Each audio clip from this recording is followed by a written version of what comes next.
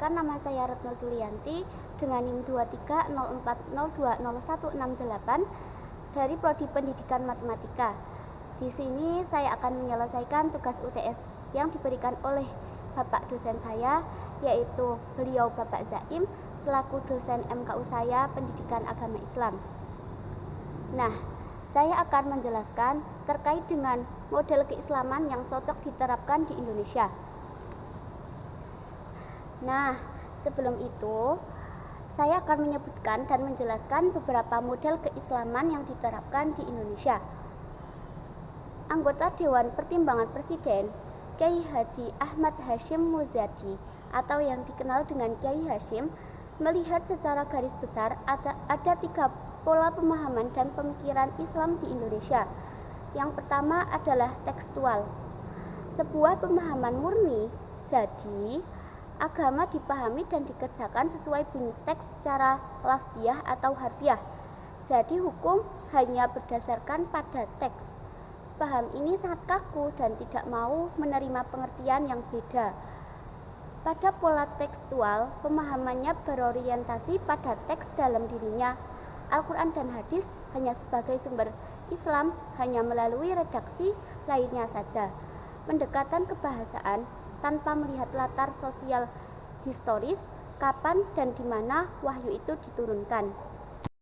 Nah, lanjut dengan pola keislaman yang kedua, yaitu moderat. Pola keislaman moderat itu istilahnya kita membuat sendiri, namun ada dasar hukumnya. Jadi model ini mengakomodir perkembangan keadaan tanpa menggeser prinsip dan mikotnya. Kita tetap mendirikan sholat 5 waktu, tapi sisi lain tidak mengobrak-abrik agama lain. Dakwahnya tidak bertentangan. Ketika ada perbedaan, semua ditarik ke dakwah. Namun, jika tidak bisa, ya sudah. Istilah moderat berkaitan dengan toleransi, karena sesungguhnya perbedaan itu sesuatu yang niscaya.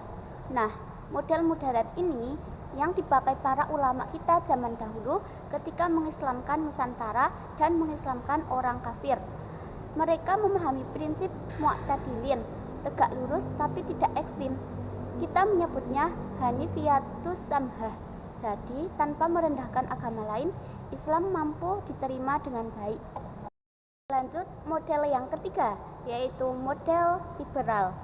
Kiai Hasyim memberikan pandangan dan ilustrasi orang Islam di dalam menjalankan agama disesuaikan dengan keadaan pada model yang ketiga, yaitu liberal. Jadi, jika model tekstual itu tidak kompromi dan jika moderat itu ada kompromi tapi tetap menekankan pada aspek agamanya, maka liberal menekankan pada aspek keadaannya. Pada model liberal ini, agama itu berdasarkan keadaan. Tandas Kiai Hasyim.